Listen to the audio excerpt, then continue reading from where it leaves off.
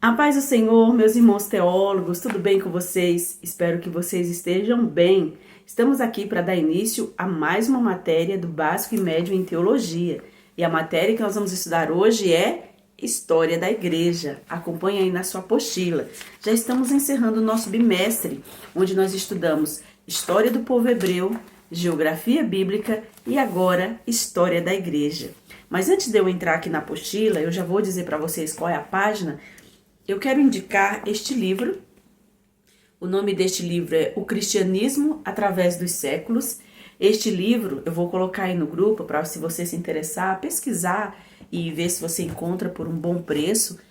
É um livro que vale a pena você ter, um livro de pesquisa, onde conta a história da igreja desde os seus primórdios, desde ali o ano 5 a.C., até o período da Primeira Guerra Mundial de 1914 e todas as dificuldades que a igreja teve nessa época. Ele pega desde o ano 5 antes de Cristo até a Primeira Guerra Mundial. Olha quanta informação, quantas coisas boas você tem neste livro.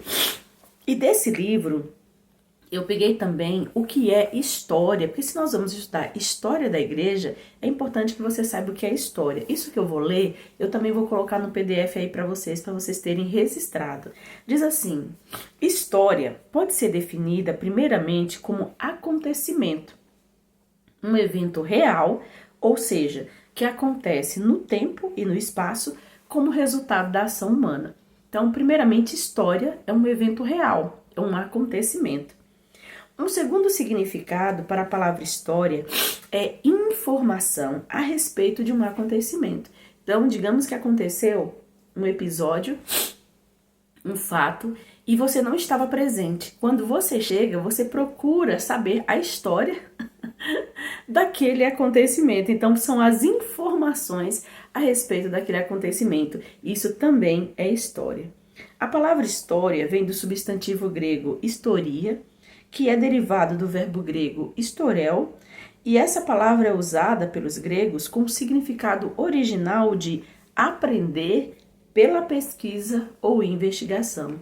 Então, todas as vezes que nós estamos estudando, buscando conhecimento, investigando algum assunto, estamos fazendo história. Portanto, a história da igreja é o relato interpretado da origem, progresso e impacto do cristianismo sobre a sociedade humana. Olha que interessante, essa parte é muito importante. E essa é a parte onde, todas as vezes que eu inicio as aulas, eu coloco o que é que nós estamos estudando. Eu sempre pergunto, o que é a história da igreja? Nesse caso aqui, a resposta está aqui. História da igreja é o relato interpretado da origem, progresso e impacto do cristianismo sobre a sociedade humana. Veja que é interpretado.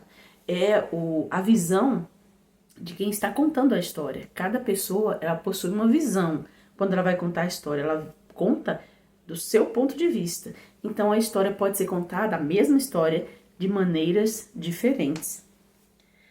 Baseado em dados organizados, reunidos pelo método científico, a partir de fontes arqueológicas, documentais ou vivas. Ela, a história, é a história interpretada e organizada da redenção.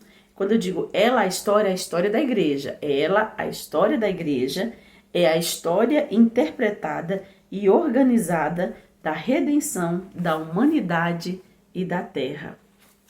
Uma outra coisa que nós vamos fazer também nessa matéria é isto aqui, ó. Eu vou ver se eu consigo tirar uma foto direitinho e enviar no grupo para vocês. Isso aqui é uma linha do tempo.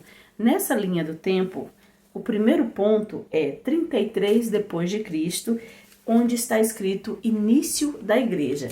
Eu sei que você vai ver algumas linhas do tempo em outros lugares, onde elas começam com 30 depois de Cristo. É porque quem faz assim, ele está marcando desde o início do ministério de Jesus. Mas no meu caso, como o ponto inicial da nossa linha do tempo é o início da igreja, e o início da igreja, aqui na nossa apostila, na página 5, é o dia de Pentecostes, então Jesus já havia morrido, então é 33 depois de Cristo.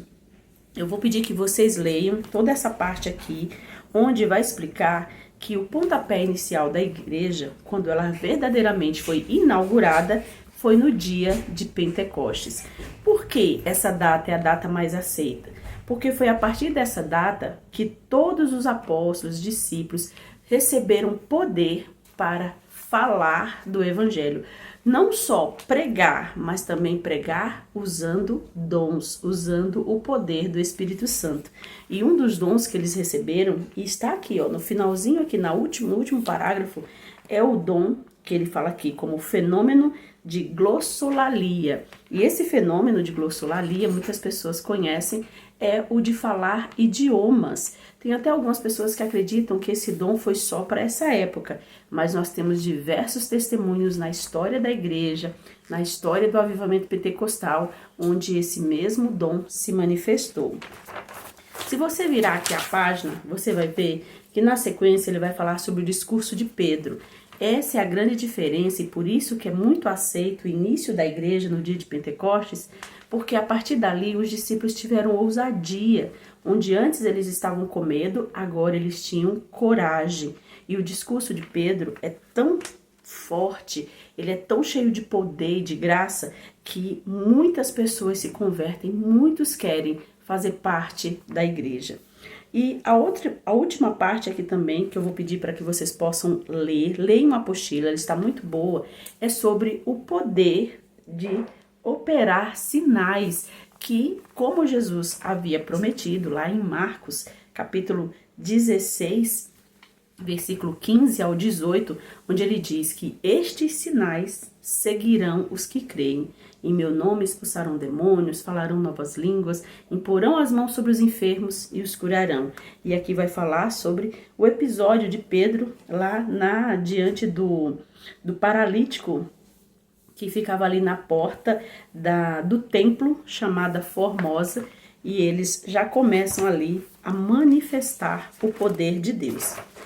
Quando nós chegamos aqui na lição 2, fala a igreja do período pentecostal. E aqui, na nossa linha do tempo, é o nosso segundo ponto, que é o Concílio de Jerusalém. Eu já vou aproveitar e pedir a vocês, depois eu vou mandar por escrito aí, que esse é o trabalho desta matéria. Vocês vão pesquisar sobre o Concílio de Jerusalém, Atos capítulo 15. Depois eu vou mandar por escrito de forma mais explicada. Eu quero que vocês leiam, onde ele fala a igreja e o período pentecostal, onde ele explica as mudanças que a igreja passa, como acontece aquele primeiro momento. Ele diz assim, ó, o efeito desse acontecimento foi tríplice. Que acontecimento? O batismo com o Espírito Santo. Iluminou as mentes dos discípulos, dando a eles um novo conceito de reino. Eles compreenderam que o reino não era um império político, mas um reino espiritual, na pessoa de Jesus ressuscitado. E por último, que aquela manifestação revigorou a todos, repartindo com eles o fervor do Espírito Santo e o poder de expressão que fazia cada testemunho um motivo de convicção para aqueles que ouviam. Viu só como é importante o batismo com o Espírito Santo?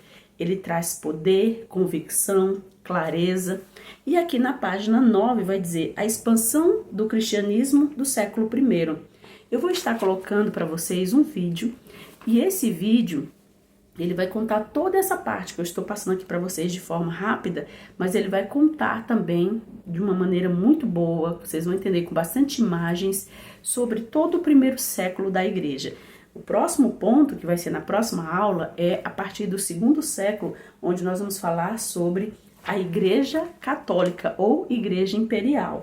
Antes disso, vamos passar um pouco também sobre a Igreja Perseguida. Mas aqui nessa última parte, a expansão do cristianismo, a palavra de Deus diz que eles tinham que começar em Jerusalém, mas depois eles tinham que passar para as demais cidades e então entra Paulo em cena. O que acontece com os discípulos? É bem interessante. Como eles estão na sua cidade, em Jerusalém, eles estão bastante à vontade, é cômodo para eles. Mas essa não era a ordem do Senhor Jesus, eles tinham que se espalhar. Então o Senhor permite uma perseguição, os apóstolos permanecem em Jerusalém, mas os discípulos se espalham e levam a palavra para muitos lugares.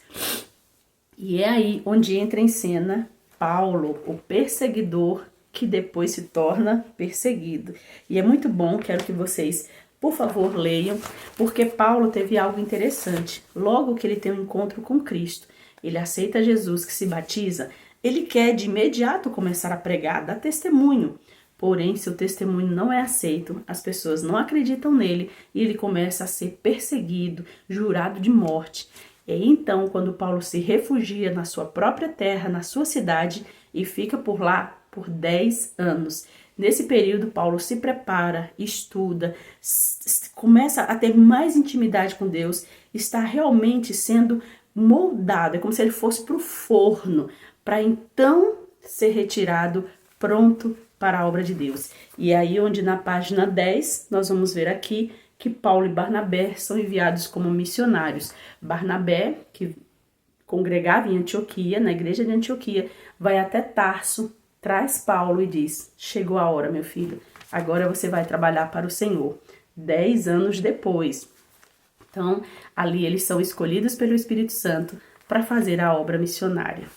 Assistam o vídeo que eu vou enviar, leiam direitinho o PDF também, tudo que eu vou enviar por escrito para vocês. E se tiver qualquer dúvida, pode me chamar. Que Deus abençoe vocês, fiquem com Deus.